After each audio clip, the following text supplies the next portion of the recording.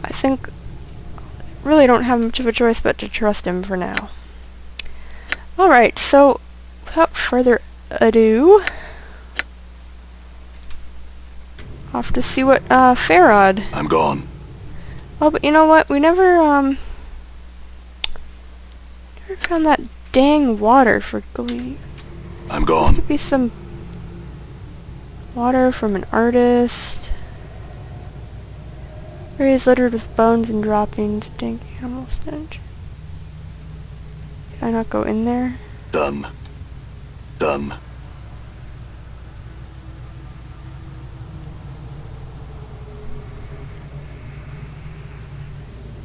Okay, that's where we found the bronze sphere.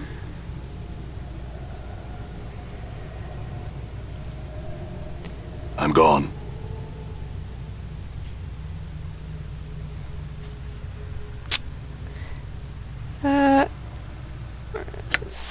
Oops. Journal. Okay, so quest, look.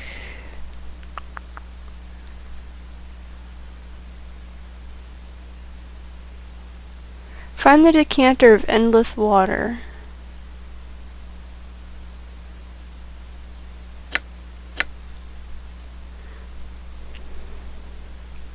A stone face in the Weeping Stone Catacombs told me of his fate, to have his senses bound into a cavern of stonehead,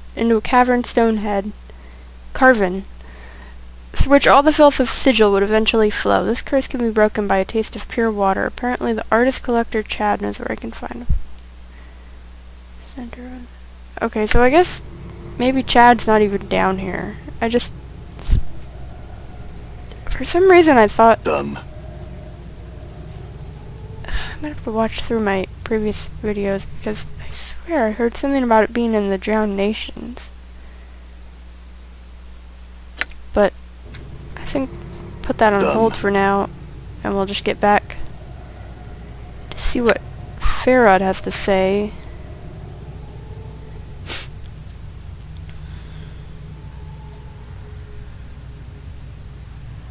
So we're bringing back the bronze sphere, which I don't even necessarily want to bring it back to him, but I think I should. Because it's probably really the only way to advance the plot. Okay.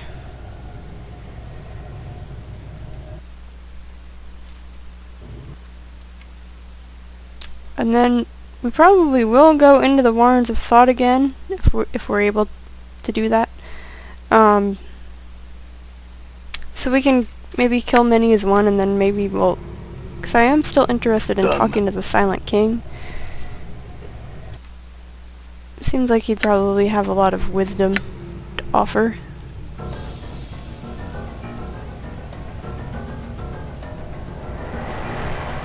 Seems like maybe something's attacking, but I don't think I really care. Okay. I'm gone. I'm gone. Yeah, to the buried village. Okay, let me through, but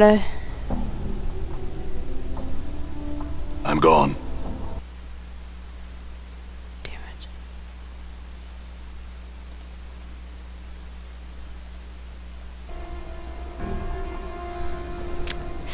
I'm gone. Antivirus loves to interrupt. Done. Done. Okay. Queen's shop. Ojo yeah.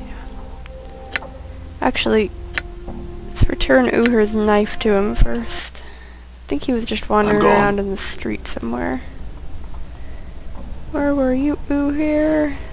There you are. Uher squints at you. Find my knife? Yeah, here we go. Oh, wow, that's a lot of experience for returning a knife. Uher takes the knife and holds it lovingly. Ah, you're back. My lucky knife. Thanks, Cutter. And you! He lectures his knife, shaking it. Don't you go running off again! He slides the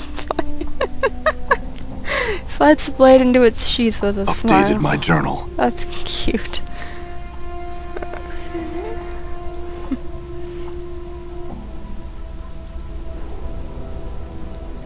Alright. Whoop. Get in there. Okay, Dipwad, we found your stupid sphere. Where are you? Done. I'm gone. Old bumbling man. Ah, corpse. Farad turns as you approach, his crutch clacking on the cobbles of the court. He licks his lips and smiles expectantly. Have you brought me what I asked for? Yeah, answer the questions first. Then ask. Come, corpse, there's time's short and so is my patience. When you greeted me, you said something about taking me on a jaunt in the mortuary. I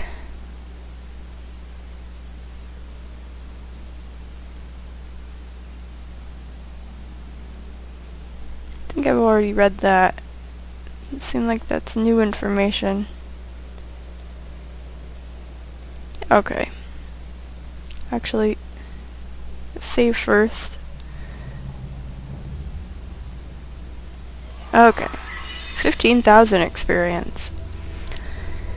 Farad's eyes gleam as you hand him the bronze sphere. He touches it gingerly, almost reverently. You, he chuckles. Ah, corpse, such a gamble you were, and paid off handsomely you have. Farad studies his reflection in the sphere and tisks. The years have been cruel to me, I see. Yeah, so we actually, when upon studying the sphere, we figured out that it was more like an egg. Something, seemed to be alive, rather than, I was thinking it would be something made of metal or stone or some, inanimate object. It's kind of weird. I wonder really what it is. Farad doesn't even look at you as you speak. His attention is swallowed by the sphere he holds. Yes, ask your questions. Farad turns the sphere in his hand. Very important, your questions. What do you know about me? Why was I told to seek you out? Farad studies you with a critical eye. Stay your weapons for what I'm about to say, corpse, for it could be your ears will take offense. Farad smiles wickedly. My ears no longer care, but yours are still fresh for the burning, it seems.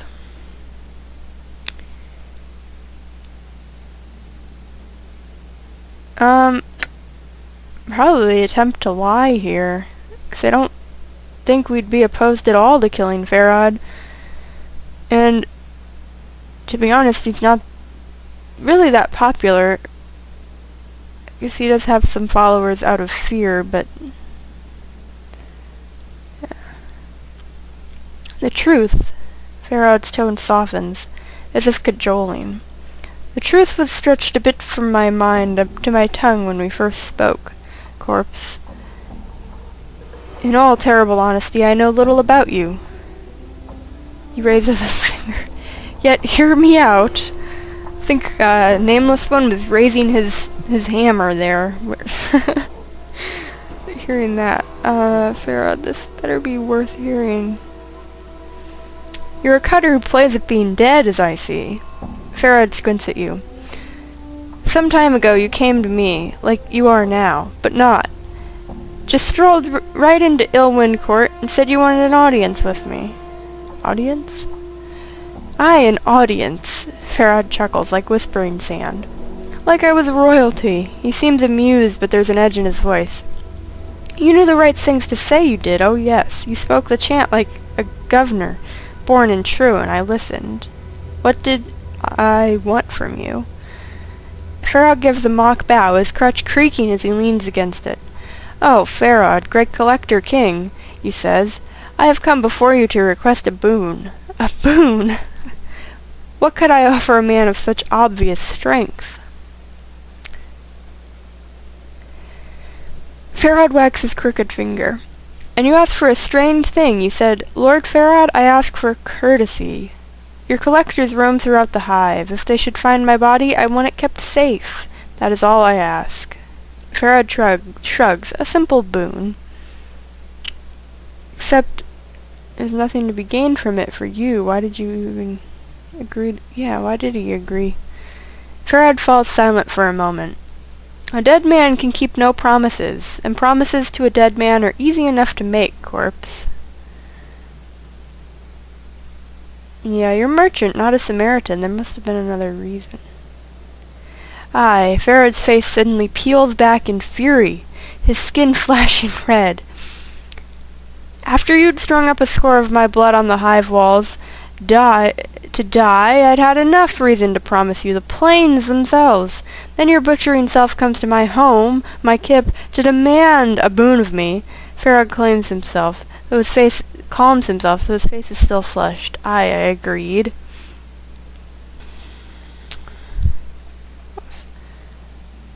Yeah, I don't think we're gonna offer to make up any laws. Not even sure. Sorry about it. But I think maybe, well, I don't know if that'll piss him off more.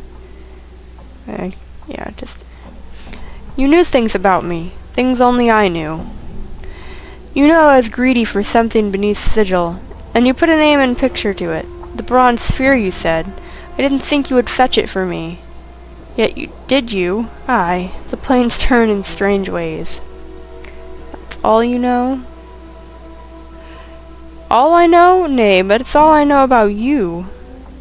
Fine. What did you take off my body after I died? I? Farad licks his lips. Why, I took nothing, corpse. His face splits in a grin. Then I wasn't the one that found your body. Who did? Farad's smile widens, pulling the pasty folds of flesh back from his daughter, the rose of my eye, the sweetest of my family, and the sharpest wit of them all. He licks his dry lips and sighs in a mock sadness. Such a cruel tongue on her. Who's your daughter? Updated my journal. My darling girl, Anna. She found you dead as deader can be, in a place where most collectors wouldn't go for a mountain of coppers. Could be she picked something off you, could be not. He leans in, shaking his head. You'll have to ask her, for it's not her Da's place to say. Okay, where is she? Where's Anna? Farad shrugs. She's hiding in the shadows here, I expect, listening to us trade the chant. I called for her after you went below. Had to ask her if you were really in the dead book when she found you or not. He chuckles dryly, then takes a deep breath and calls out to the darkness. Anna, stop mithering in those shadows and come greet our guest. She's been here the whole time listening? I don't like that. Looks like my skills have increased.